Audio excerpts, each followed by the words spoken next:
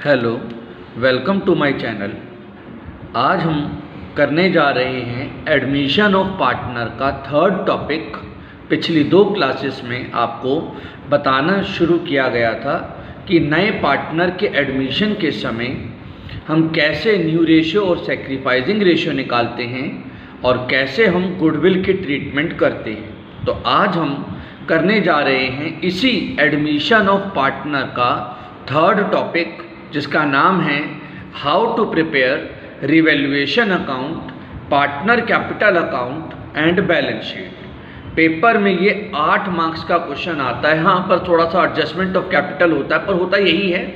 और अगला पिछला जितना टॉपिक आपने करे हैं वो सारे इसमें कंबाइंड होते हैं। 8 मार्क्स के इस पेपर के क्वेश्चन में 3 मार्क्स का रिवैल्यूएशन, 3 मार्क्स का पार्टनर कैपिटल एंड 2 मार्क्स की बैलेंस शीट होती है। 8 नंबर के लिए आप यहाँ पे करने जा रहे हैं आज का तीसरा topic, revaluation account, partner capital account and balance sheet. Partner capital और बैलेंस शीट तो हमने आपको पहले भी बताया था। आइए पहले रिवैल्यूएशन के बारे में बात कर लेते हैं। क्या नाम बोल रहा है वो? रिवैल्यूएशन। री मतलब दोबारा, वैल्यू निकालना, अपनी एसेट्स और लायबिलिटी की दोबारा से वैल्यू निकालना, उसे हम यहाँ पे क्या कह रहे हैं? Revaluation account. जिस समय नया पार्टनर एडमिट होगा मतलब at the time of admission of new partner, जो भी नया पार्टनर एडमिट होगा उसको पिछले बेनिफिट या लॉस में कैसे भागीदार बना सकते हैं आप। जैसे एग्जांपल के तौर पे, अगर हमारी कोई बिल्डिंग, जब नया पार्टनर ए और बी नाम के पार्टनर थे जिन्होंने पहले बिल्डिंग खरीदी थी 10 लाख रुपए की, अगर वो बिल्डिंग अभी 12 लाख रुपए की हो जाती है, 10 लाख की बिल्डिंग अगर 12 लाख की हो जाती है, तो नए पार्टनर जो एडमिट हो रहा है, हम उसको उस प्रॉफिट का हिस्सेदार कैसे बना दें? वो प्रॉफिट तो ए और बी का है ना। तो यही बोलना चाह रहे हैं, रिवैल्यूएशन का मतलब एसेट और लायबिलिटी में जो चेंजेस आए हैं at the time of admission, उस चेंजेस की वजह से अगर कोई प्रॉफिट हो या हमको कोई लॉस हो, उस प्रॉफिट या लॉस का जिम्मेदार कौन होगा? उसकी जिम्मेदारी होगी ओल्ड पार्टनर की। प्रॉफिट भी ओल्ड पार्टनर की, हम नए पार्टनर को क्यों दें? क्योंकि जिस समय नया पार्टनर आ रहा है उससे पहले हमने इन्वेस्टमेंट कर रखी थी ना, तो उसका बेनिफिट भी तो ओल्ड पार्टनर को मिलना चाहिए। और अगर कोई लॉस होगा, उस लॉस का भी हिस्सेदार वो क्यों बनेगा? वो क्या कहेगा? भाई मैं क्यों लॉस बियर करूं? ये तो तुम्हारी पिछली एसेट का लॉस है ना। मैं अब से पार्टनर बना हूं, मैं आज के बाद से जिम्मेदार हूँगा, उससे पहले नहीं। तो हम at the time of admission ये बताना चाहते हैं कि जिस समय नया पार्टनर एडमिट हुआ, जो भी एसेट की वैल्यूज बढ़ी या कम हुई, या लायबिलिटी की वैल्यू बढ़ी या कम हुई, उसका जो भी बेनिफिट या लॉस है वो केवल ओल्ड पार्टनर का होगा। और कैसे बनेगा ये रिवैल्यूएशन अकाउंट? अगर एसेट की वैल्यू इंक्रीज हो रही है, मशीन, बिल्डिंग, प्लांट, फर्नीचर, अगर कोई भी एसेट की वैल्यू अगर इंक्रीज हो तो हमारे लिए वो फायदा होगा। इंक्रीज इन एसेट, अगर एसेट की वैल्यू, चाहे वो करंट एसेट हो, गलती से मैंने पहले फिक्स्ड एसेट ही बता दिया, लिख दिया था, अगर चाहे वो कोई सी भी एसेट हो, करंट एसेट हो या फिक्स्ड एसेट हो, अगर एसेट की वैल्यू बढ़ रही है तो हमारे लिए वो फायदा है। और बचपन से सीखते आए हो, खर्चा डेबिट, इनकम क्रेडिट, खर्चा डेबिट, इनकम क्रेडिट। तो अगर एसेट की वैल्यू बढ़ रही है तो फायदा है, और एसेट की वैल्यू गिर रही है तो नुकसान है। अगर मशीन, फर्नीचर, बिल्डिंग, प्लांट अगर डेप्रिशिएट होते हैं, ऐसा वर्ड मिलेगा आपको कि फॉल कर गए, डेप्रिशिएट कर गए, तो हमारे लिए वो नुकसान है। और अगर एसेट की वैल्यू एप्रिशिएट हो गई तो वो हमारे लिए फ़ायदा है। अगर एसेट की जगह लायबिलिटी की वैल्यू गिर जाए, एसेट की वैल्यू बढ़े या लायबिलिटी की वैल्यू गिर जाए, तो ये हमारे लिए क्या होगा? एक तरह का लॉस प्रॉफिट। अगर एसेट की वैल्यू बढ़े और लायबिलिटी की वैल्यू गिरे तो हमारे लिए ये क्या है? प्रॉफिट। अगर क्रेडिटर या और कोई लायबिलिटी, क्रेडिटर, बिल पेबल या और कोई लायबिलिटी अगर फॉल करती है तो ये हमारे लिए फ़ायदा है।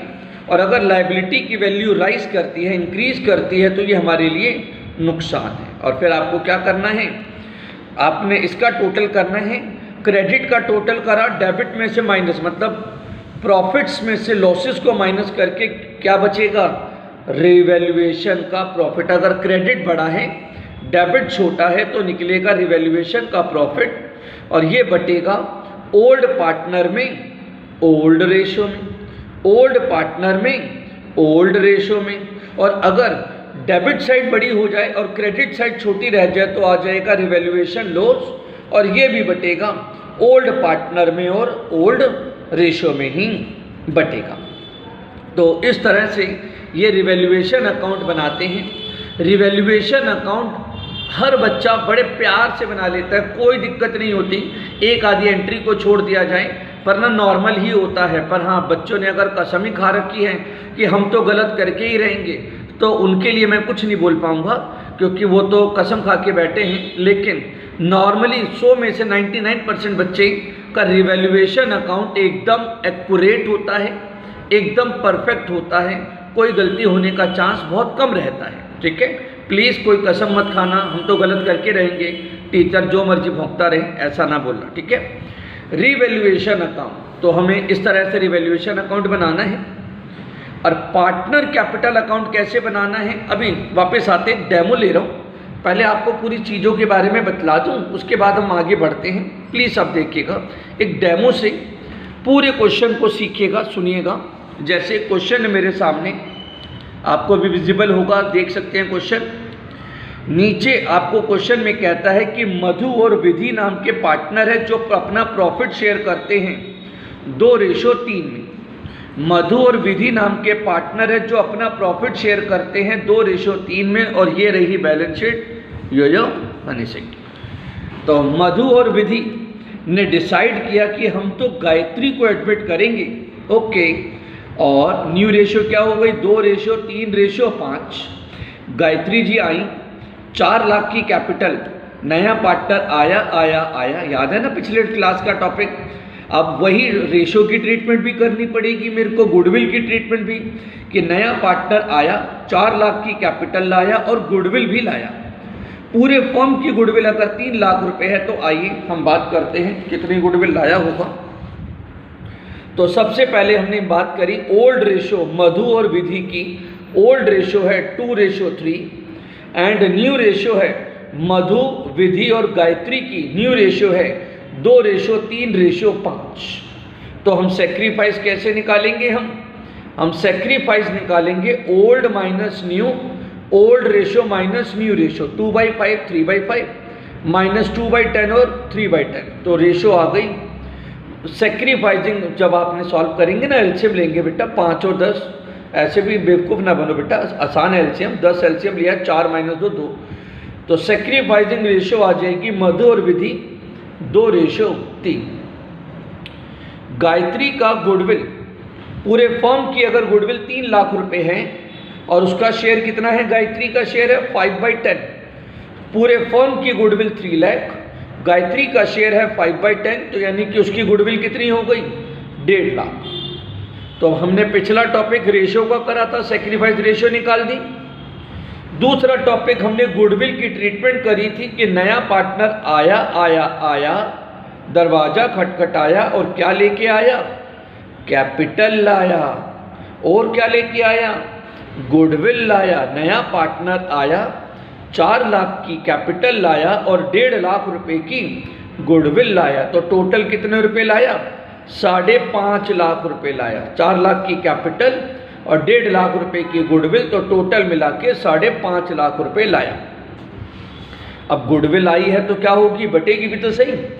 तो ये 1.5 लाख रुपए की goodwill, premium for goodwill debit to Madhu to Vidhi, 1.5 lakh की गुडविल जो नया पार्टनर लाया था उसे हमने उनकी सेक्रीफाइसिंग रेशियो में डिस्ट्रीब्यूट कर दिया। तो पहली एंट्री थी नया पार्टनर आया, कैपिटल लाया, गुडविल लाया, टोटल 5.5 लाख रुपए लाया, बिजनेस में 5.5 लाख रुपए लाया। और वही गुडविल का पैसा मधु और विधि में उनकी सेक्रीफाइसिंग रेशियो में हम डिस्ट्रीब्यूट कर देंगे। आइएगा आगे लिखा है land and building was found under value. अब लिखा है हमने देखा कि हमारी land and building under value, मतलब हमने अपनी लैंड एंड बिल्डिंग को कम वैल्यू करके दिखा रखा है, असलियत में वो ज़्यादा की है। बेटा जब लिखा होता है अंडर वैल्यू, अंडर वैल्यू का मतलब हमने कम दिखा रखी है जबकि वो ज़्यादा थी। और जब लिखा हो ओवर वैल्यू, ओवर मतलब हमने गलती से ज़्यादा दिखा रखा है, उसे हमें कम करना है। अंडर वैल्यू मतलब कम दिखा रखा है, ज़्यादा करना है। और ओवर वैल्यू मतलब हमने गलती से ज़्यादा वैल्यू शो कर रखी है, उसे कम करो। तो यहाँ लिखा है लैंड एंड बिल्डिंग को हमने 26,000 रुपये कम दिखा रखा है, इसे बढ़ाओ यानी इंक्रीज करो, लैंड एंड बिल्डिंग इंक्रीज करो। लैंड एंड बिल्डिंग की वैल्यू बढ़ गई, लैंड एंड बिल्डिंग की वैल्यू बढ़ गई, तो ये हमारे लिए क्या है? फायदा। बाई लैंड एंड बिल्डिंग, 26,000 से हमारी लैंड एंड बिल्डिंग की वैल्यू बढ़ गई। 26,000 से हमारी लैंड एंड बिल्डिंग की वैल्यू बढ़ गई। मतलब वो हमने बढ़ी, मतलब ऐसे बोलना चाह रहे हैं कि अंडर वैल्यूड थी, हमने by mistake land and building को कम वैल्यू पे शो कर रखा था, अब हम चाहते हैं उसे बढ़ाना, तो ये हमारे लिए फ़ायदा हो गया। और बच्चों एंट्री बनानी है, अगर एंट्री बनानी है तो एंट्री बनाना भी बड़ा आसान। एसेट की वैल्यू बढ़ी, बचपन से सीखते आ रहे हैं, पर चलिए जवानी में दोबारा से सुन लीजिए। न जाने आपको कितनी बार बताया होगा, एसेट और एक्सपेंस जब इंक्रीज होते हैं तो डेबिट, डिक्रीज होते हैं तो क्रेडिट। जबकि लायबिलिटी, कैपिटल और इनकम इंक्रीज होते हैं तो क्रेडिट, डिक्रीज होते हैं तो डेबिट। तो हमारी एसेट की वैल्यू बढ़ गई, एसेट की वैल्यू बढ़ी तो क्या करा हमने उसे? डेबिट। एसेट की वैल्यू बढ़ गई तो एसेट की वैल्यू को हमने क्या किया? Debit. Land and building debit to revaluation. और वैसे भी आप देख सकते हो, जो एंट्री आप रिवैल्यूएशन के क्रेडिट में डालोगे, माइंड में सोचो ना, अगर आपको छोड़ दो ये वाली, मैं क्या एंट्री देखो, रिवैल्यूएशन को मैं अगर हटा दूं, आप सिंपल ये बोलो कि अगर लैंड एंड बिल्डिंग की वैल्यू बढ़ रही है तो इसे आप कहाँ पे डालते हैं? आप रिवैल्यूएशन के क्रेडिट में। तो एंट्री में भी वो रिवैल्यूएशन क्रेडिट ही होगा, क्योंकि फ़ायदा है ना, फ़ायदा है तो क्रेडिट, नुकसान है तो डेबिट। तो अगर हमें फ़ायदा होता है तो एंट्री को हम रिवैल्यूएशन के क्रेडिट में डालते हैं, तो एंट्री बनाते वक्त भी रिवैल्यूएशन क्रेडिट ही होगा। सीधी बात, जो आइटम आप डेबिट में डाल रहे हो तो रिवैल्यूएशन डेबिट में आएगा, और जो आइटम आप क्रेडिट में डाल रहे हो तो वो हमारा अमाउंट क्रेडिट में आएगा। तो बच्चा लोग यहाँ पर land and building under value, आप एंट्री बनाओ अपने आप, मैं लेजर बाद में भरूंगा, आप एंट्री सोचो। लैंड एंड बिल्डिंग को हमने बढ़ाना है तो एंट्री क्या बनेगी? एंट्री बनेगी land and building account debit to revaluation. दूसरी एंट्री है कि हमारे डेटर पे हमें 5% का प्रोविजन बनाना है। ये तो हमारे लिए लॉस है ना बेटा, हमें अपने डेटर पे 5% का प्रोविजन बनाना है, तो ये हमारे लिए क्या है? एक लॉस है। और वो प्रोविजन बेटा ये वाले डेटर पे बनाया जाएगा, इस पे नहीं बनाया जाएगा। याद रखना, ये बच्चे थोड़ी सी गलती करते हैं और पेपरों के टाइम पे ज़्यादा कंफ्यूज रहते हैं। ओरिजिनल डेटर पे प्रोविजन बनेगा। हमने कितना प्रोविजन बनाना है?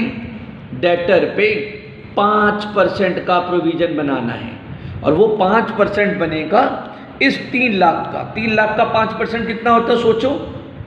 15,000, 15,000 में से 10,000 का प्रोविजन तो बना हुआ है, तो हमारा नुकसान कितना है? सिर्फ 5,000 का। तो 15 का बनाना था, 10 का बना हुआ है, 5 का नुकसान है। और एंट्री क्या बनेगी? एंट्री बनेगी लॉस है नहीं, एंट्री बनेगी revaluation account debit to provision for doubtful debts. तो यहाँ पर हमने एंट्री बना दी revaluation account debit to provision for doubtful debts. और साथ साथ हाँ एक और बात, इसको ना अपना टाइम बचाने के लिए भाई तीनों अकाउंट ना साथ साथ बना के चलना। Revaluation account, partner capital account और बैलेंस शीट साथ साथ बना के चलना, आपका समय आधे से भी कम लगेगा। अब जैसे लैंड एंड बिल्डिंग बढ़ी थी तो बेटा बैलेंस शीट में लैंड एंड बिल्डिंग उतने से बढ़ा के दिखा दूँ, साथ साथ चलता रहेगा ना, बैलेंस शीट की आइटम भी नहीं तो एंड में आते आते अगर आप ऐसा करेंगे, अगर हम एक एक करके रिवैल्यूएशन पहले बनाएंगे तो इससे ना आपको गलती ये होगी कि आपसे गलती होने का चांस ज़्यादा रहेगा, कोई आइटम के भूलने का चांस ज़्यादा रहेगा, तो अच्छा है कि आप तीनों अकाउंट साथ साथ बना लो, ताकि जो आइटम जहाँ जानी है उसे तुरंत वहाँ पे रखा जा सके। तो लैंड एंड बिल्डिंग 26,000 से बढ़ गई, तो लैंड एंड बिल्डिंग को बढ़ा के दिखा दिया। डेटर में 5,000 रुपये और कम करने हैं, तो डेटर में 5 और कम कर दिए 290 में, तो डेटर को दिखा दिया हमने 2,85,000 का।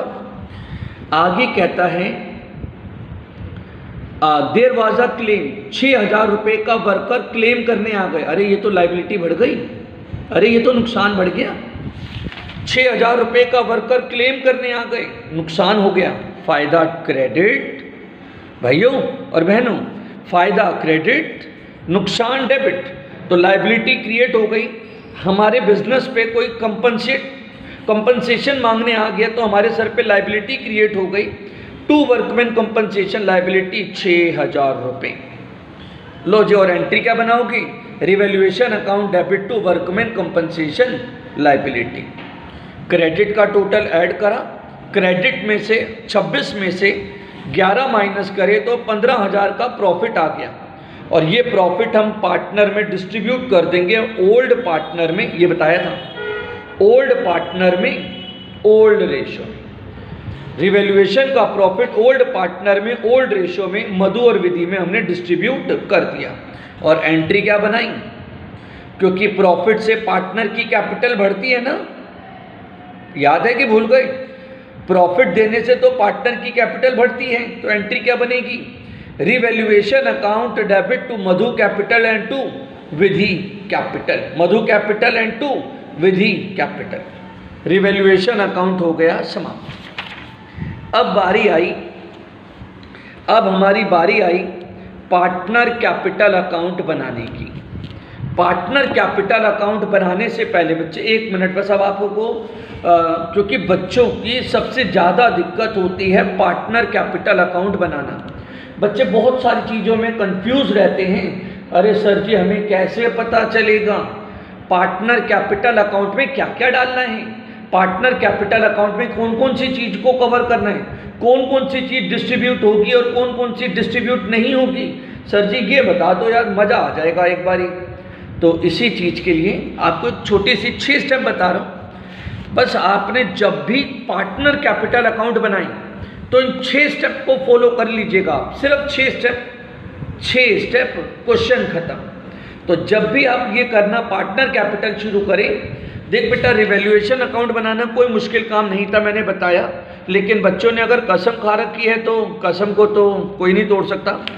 लेकिन पार्टनर कैपिटल में बच्चों को रियलिटी में दिक्कत होती है, तो उसको आसान बनाने की कोशिश कर रहा हूँ। How to prepare partner capital account, कैसे हम पार्टनर कैपिटल अकाउंट बनाएं, ठीक है।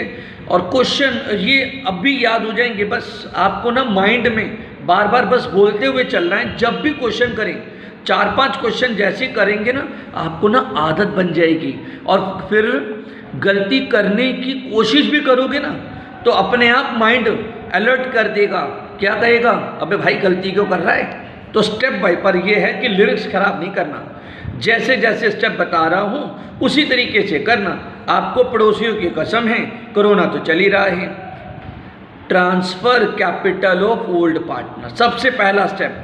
सबसे पहले आप पुराने पार्टनरों की कैपिटल को ट्रांसफर करेंगे। सबसे पहला स्टेप पुराने पार्टनर की कैपिटल। स्टेप नंबर 2, फिर नए पार्टनर की कैपिटल को लिखो कि नया पार्टनर कितनी कैपिटल लाया।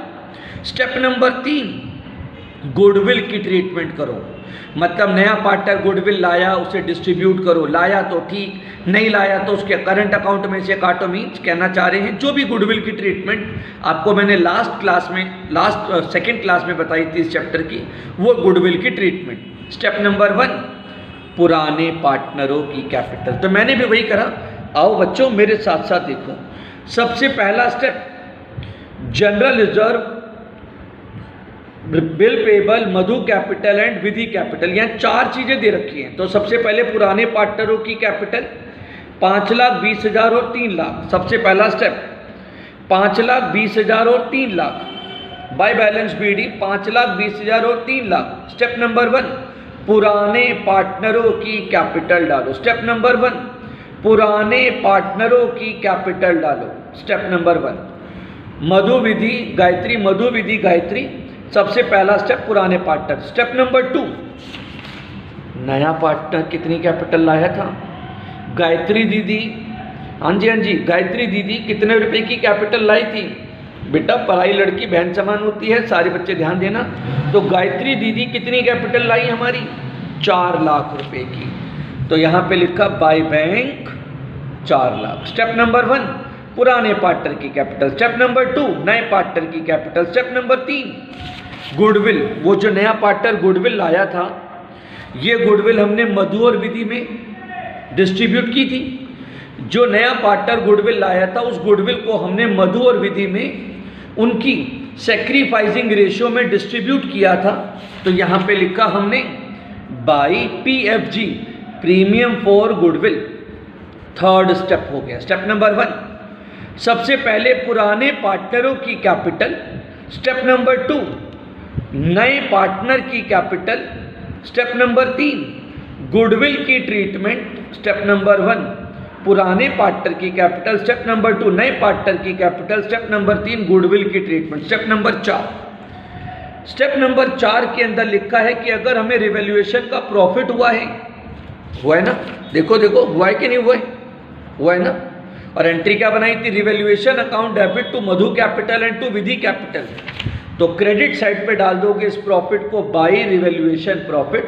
तो अगर प्रॉफिट होगा तो इधर साइड पे आ जाएगा, क्योंकि प्रॉफिट से पार्टनर की कैपिटल इंक्रीज होती है, क्योंकि प्रॉफिट से पार्टनर की कैपिटल इंक्रीज होती है। और लॉस अगर होता तो इधर साइड पे आ जाता टू रिवैल्यूएशन लॉस। तो ये लिखा है step number 4 transfer revaluation profit on credit side and revaluation loss on debit side of partner capital account. Profit को क्रेडिट में और लॉस को डेबिट साइड पे डालो। कितने स्टेप हो गए बेटा? 4। सबसे पहला स्टेप पुराने पार्टनरों की कैपिटल। लग रहा होगा सर बोर कर रहा हूँ, पका रहा हूँ, पर मकसद केवल एक, आपके दिमाग में जो चीज़ भरना चाहता हूँ वही। सबसे पहला स्टेप पुराने पार्टनरों की कैपिटल। स्टेप नंबर 2 नए पार्टनर की कैपिटल। स्टेप नंबर 3 नया पार्टनर कितनी गुडविल लाया, जिसे हम सैक्रिफाइसिंग रेशियो में बांटेंगे। स्टेप नंबर 4 रिवैल्यूएशन का प्रॉफिट है तो इधर और लॉस है तो इधर। Step number 5 very important step. Step number 5 अगर इस बैलेंस शीट की लायबिलिटी साइड पर, इधर साइड पर अगर आपको कोई मिले, क्या मिले बच्चे? जनरल रिजर्व, रिजर्व फंड, बिल्कुल प्यार से लिरिक्स याद करेंगे। General reserve, reserve fund, WCR, I work, अभी भूल तो नहीं गई, वर्कमैन कंपनसेशन रिजर्व। अभी इसकी ट्रीटमेंट भी बताऊंगा, पर फिलहाल आपके सामने है।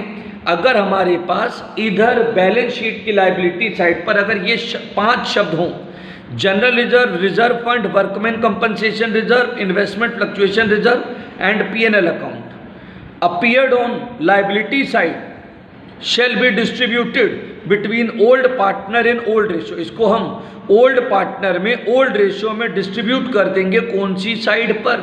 सब कुछ लिखा भाई साहब, ध्यान से देखोगे तो सब कुछ लिखा है। On credit side of partner capital account. Camera भी स्टिल कर रखा है, आप लिख भी सकते हैं इन स्टेप्स को, याद ही हो गए होंगे। क्रेडिट साइड पे तो अरे यहाँ तो जनरल रिजर्व मिला, बस तो घबराने की बात नहीं है। मैंने ये थोड़ी कहा था सारी मिल जाएंगी, मैंने तो बस नाम बोला। स्टेप नंबर 5 अगर लायबिलिटी साइड पर general reserve, reserve fund, WCR, IFR और P&L इन पांचों में से कोई भी आइटम हो, इधर साइड पे बटेगी ओल्ड पार्टनर में ओल्ड रेशियो में।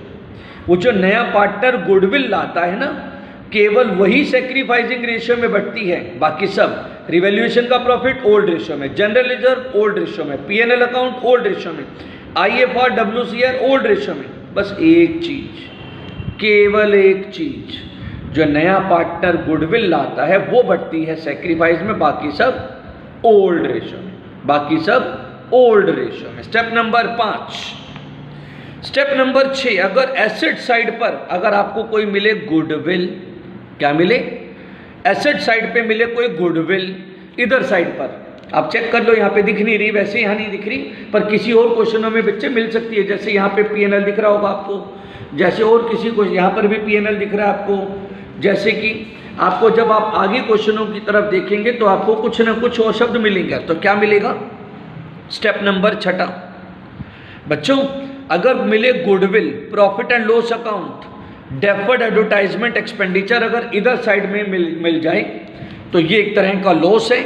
और ये कौन सी साइड पे बटेगा? ये लिखा है appeared on asset side shall be distributed between old partner in old ratio on debit side of partner capital account, debit side of partner capital account, debit side of partner capital account।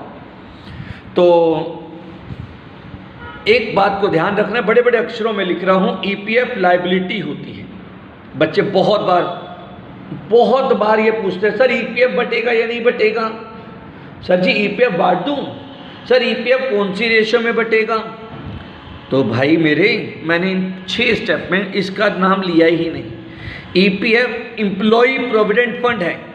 Employ को कितने रुपए की liability को चुकाना है, ये एक तरह की लाइबिलिटी है, और इस लाइबिलिटी को बांटना नहीं होता, इसे एज अ लाइबिलिटी शो करते हैं। तो सबको अपने चाहने वालों की कसम, अपने प्यार मोहब्बत की कसम, लड़कों को लड़कियों की, लड़कियों को लड़कों की कसम, कोई बांटेगा नहीं। पड़ोसियों की कसम, सर प्लीज़ बांटेगा नहीं। ये लाइबिलिटी है, ये लाइबिलिटी है, इसे कोई नहीं बांटेगा।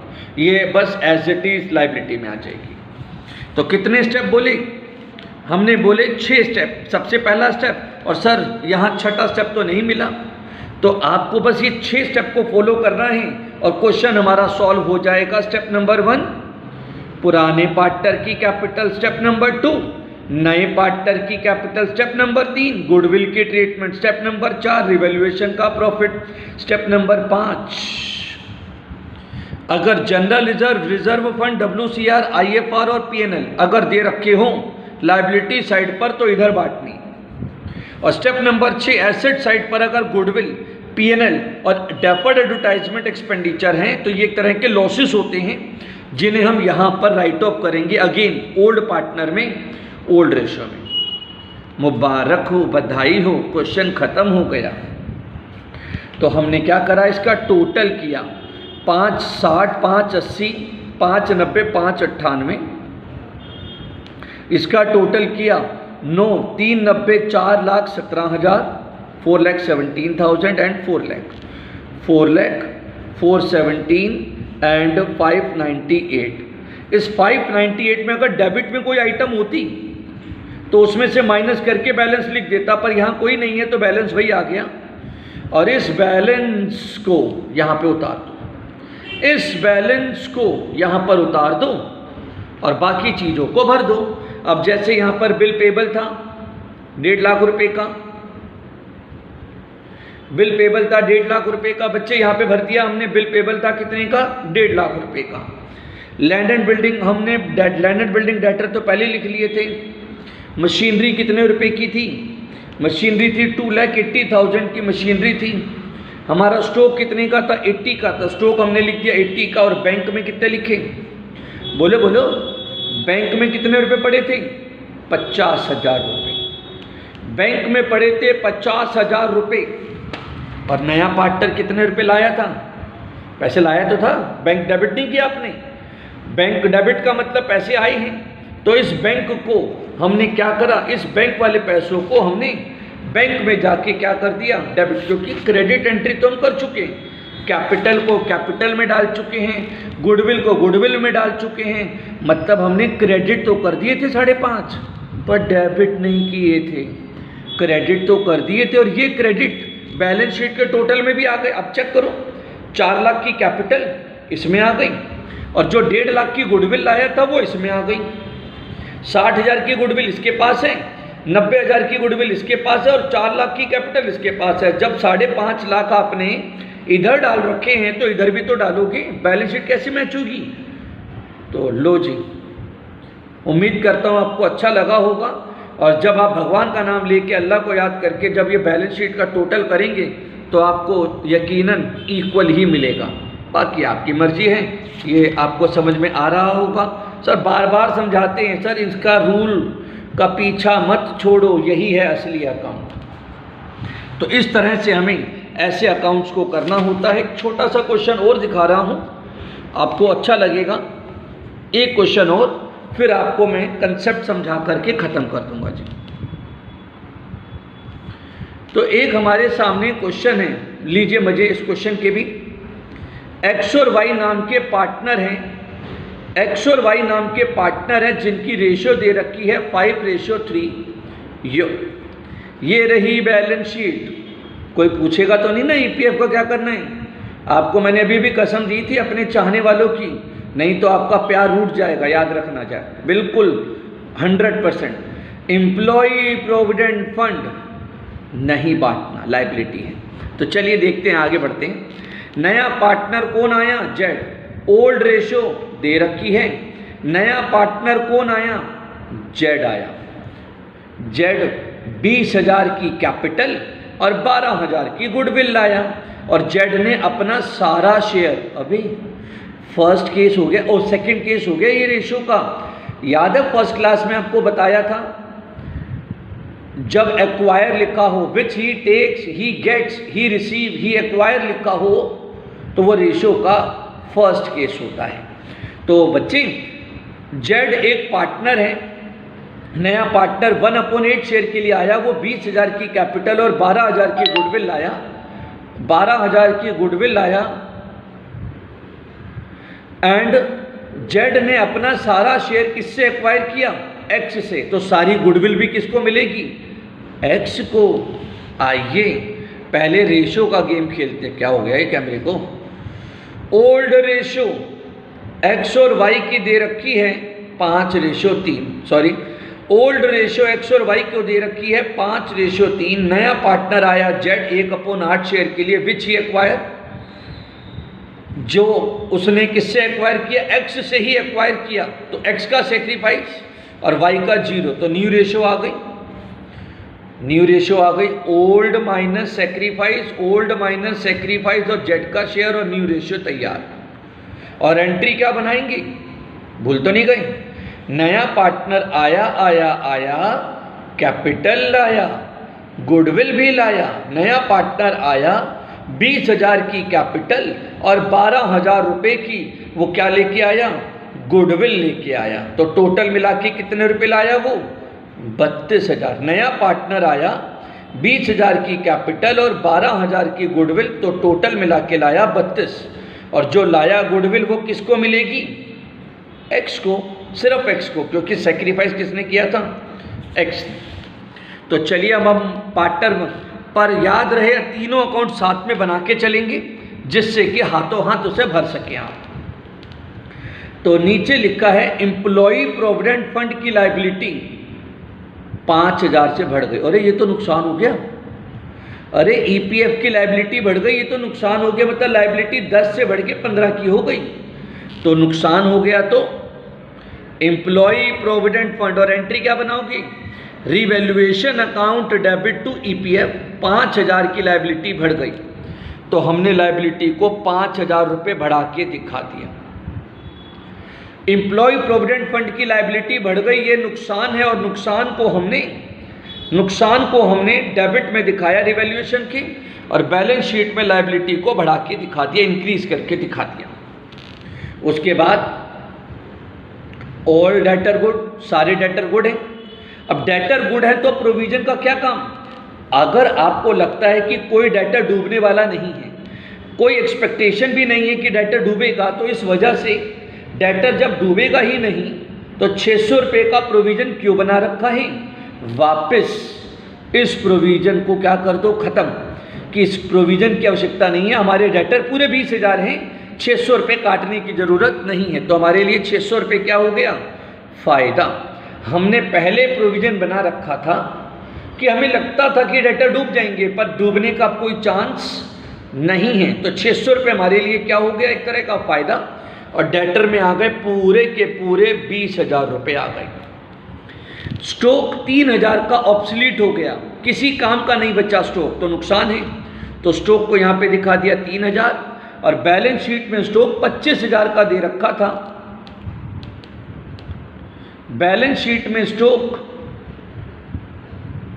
25,000 का दे रखा था और 25,000 का स्टॉक कितने का हो गया? 22,000 का हो गया। और उसके बाद आगे लिखा है क्रेडिटर को हमें 1,000 रुपये अधिक चुकाने हैं, तो लायबिलिटी 15 से 16 की हो गई, तो ये भी नुकसान हो गया। क्रेडिटर को हमें 1,000 रुपये एक्स्ट्रा चुकाने हैं, तो बैलेंस शीट में क्रेडिटर को भी कितना दिखला दिया हमने? 16,000 रुपये दिखा दिए।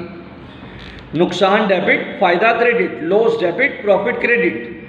फिक्स्ड एसेट 70,000 की हो गई, जो कि फिक्स्ड एसेट 80,000 की थी वो 70,000 की हो गई, तो 10,000 का हमको क्या हो गया? नुकसान। और बैलेंस शीट में हमने फिक्स्ड एसेट को कितने का शो कर दिया? बैलेंस शीट में हमने फिक्स्ड एसेट को कितने का शो कर दिया? 70,000 का फिक्स्ड एसेट शो कर दिया। That's it.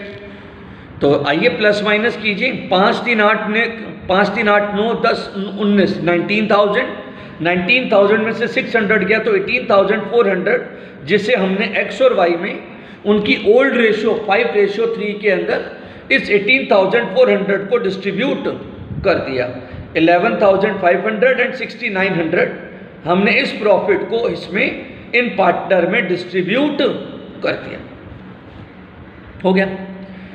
इसमें तो कोई गलती होने का चांस ही नहीं है ना, याद रखना, बहुत आसान है। और पार्टनर कैपिटल अकाउंट बनाते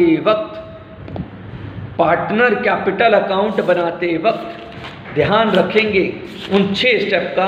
प्लीज ध्यान रखेंगे उन 6 स्टेप का जो आपको मैंने बताए थे। स्टेप नंबर 1 सबसे पहले क्या लिखेंगे?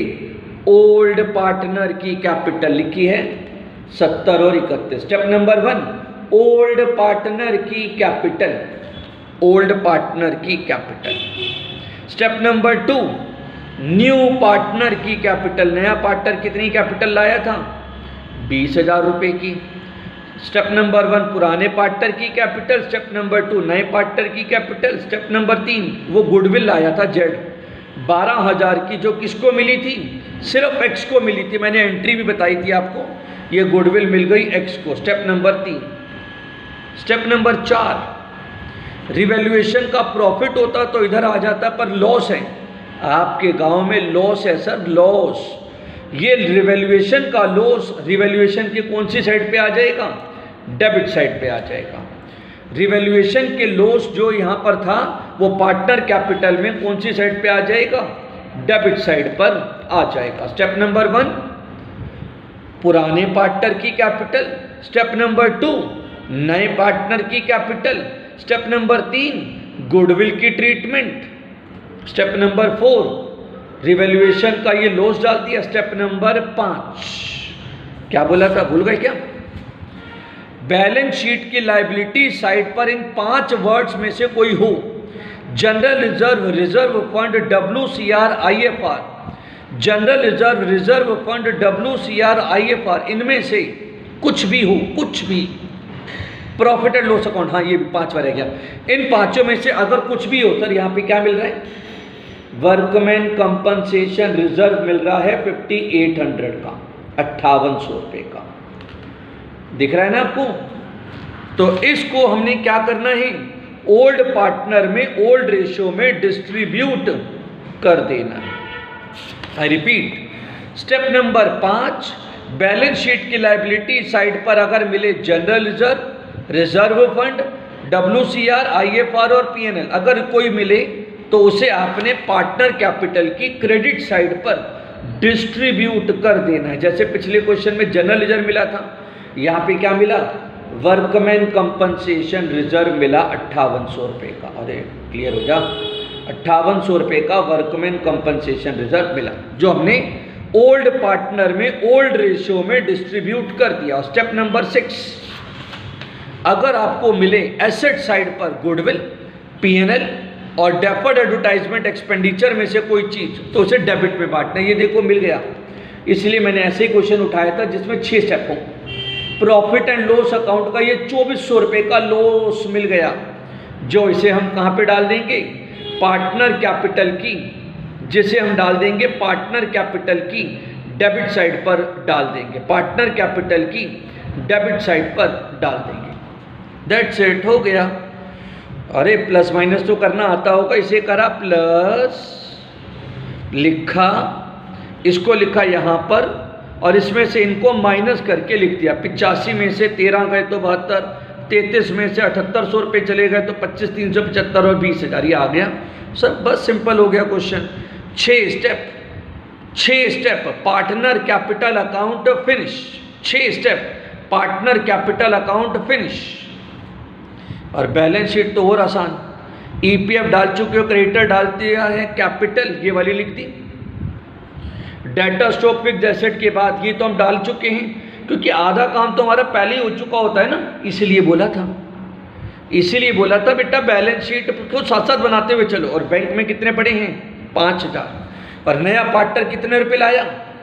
32,000 रुपये लाया, उसे ऐड कर दीजिए और जय माता दी हो जाएगी और बैलेंस मैच हो जाएगा। ठीक है, बस एक छोटी सी बात को जरूर सुन लीजिए प्लीज, है एक मिनट बस बेटा।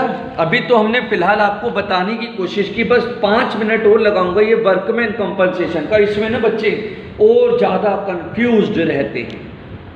जैसे बैलेंस शीट में वर्कमैन कंपनसेशन रिजर्व पड़ा था 5800 रुपये का, 5800 रुपीज़ का, और 5800 और नीचे कोई लाइबिलिटी के बारे में नहीं बताया, नहीं लिखा ना यहाँ पे। अगर बैलेंस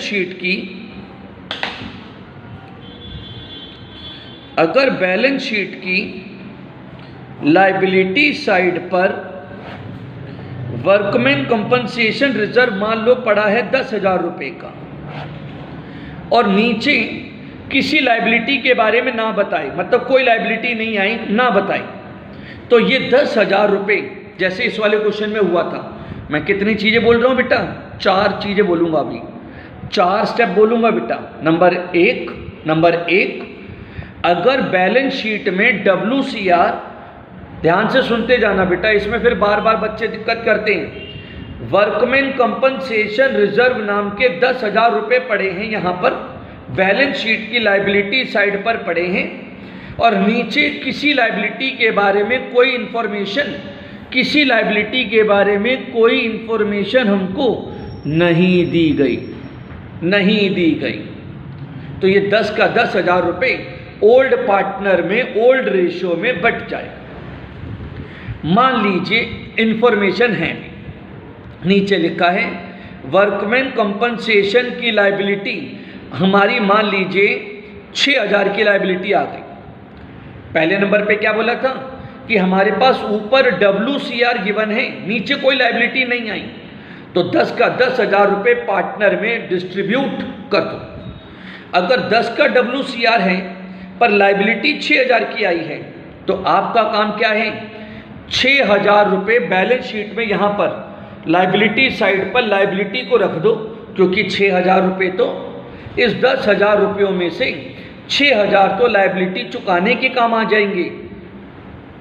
6,000 रुपये लाइबिलिटी चुकाने के काम आ जाएंगे, तो 6,000 को तो लिख दो यहाँ पर वर्कमैन कंपनसेशन लाइबिलिटी 6,000, और बचे हुए जो 4,000 हैं, 10 में से 6 की लाइबिलिटी आ गई, तो 6 को लिख दो लाइबिलिटी साइड पर, और 4,000 रुपये पार्टनर में बांट लो। स्टेप नंबर 1, धीरे धीरे बोलता है, मेरे को लग रहा है नहीं समझ में आया हो तो।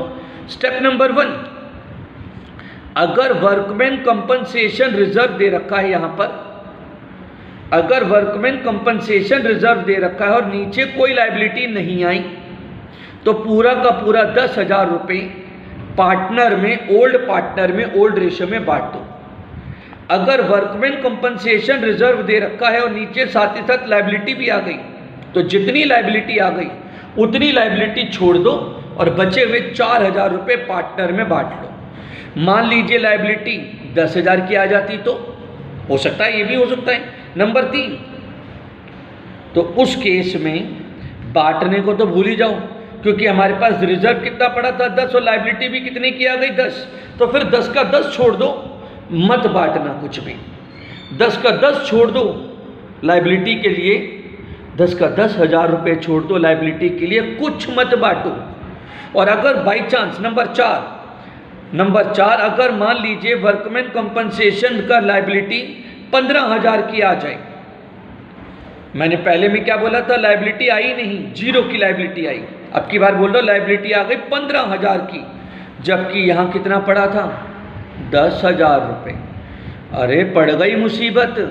तो उस केस में लाइबिलिटी ज़्यादा हो गई ना, अब बांटना तो दूर बल्कि लाइबिलिटी और क्रिएट हो गई, तो 5,000 का फर्दर और नुकसान है। उस केस में 5,000 रुपये रिवैल्यूएशन के डेबिट में डालेंगे, वर्कमैन कंपनसेशन लाइबिलिटी ऐसे लिखेंगे, वर्कमैन कंपनसेशन लाइबिलिटी 5,000 और बैलेंस शीट में वो वर्कमैन कंपनसेशन को 15,000 दिखा देंगे। बांटना तो है ही नहीं, क्योंकि बांटने लायक अमाउंट है ही नहीं। बच्चों उम्मीद है समझ में आ रहा होगा। स्टेप नंबर 1 क्या बोला मैंने, अगर कोई लाइबिलिटी नहीं है तो पूरा का पूरा बांट दो। अगर 6 की लाइबिलिटी है तो 6,000 रुपये रोक लो, 6,000 रुपये रोक के 4,000 बांट दो।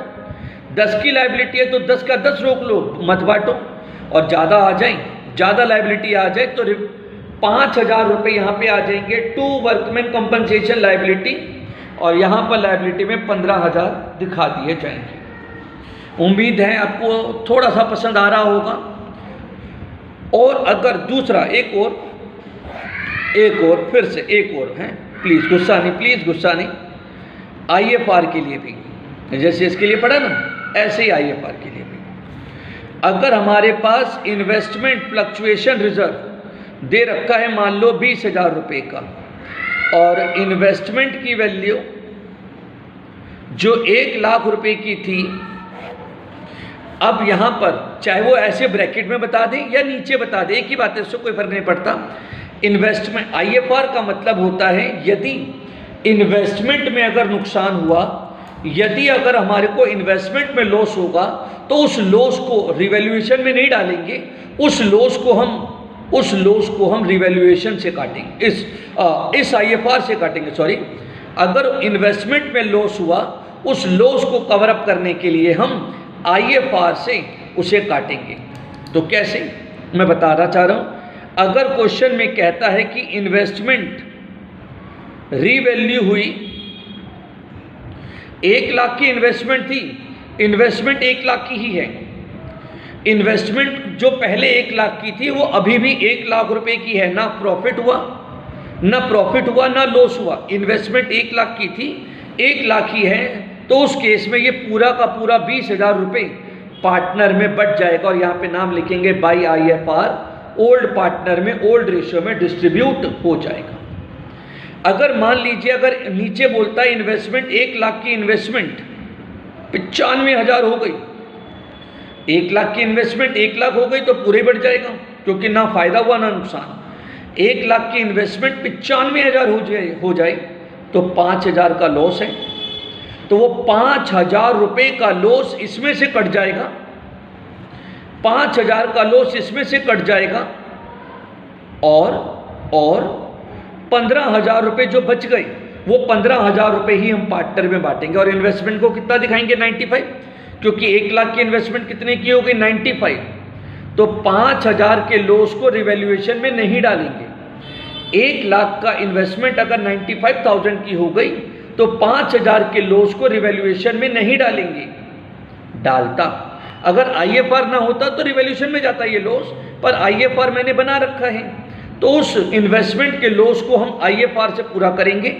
तो 5,000 की लॉस को हमने IFR से पूरा करना है, काटना है, और बचे हुए 15,000 रुपये पार्टनर में बांट देनी है, 15,000 रुपये।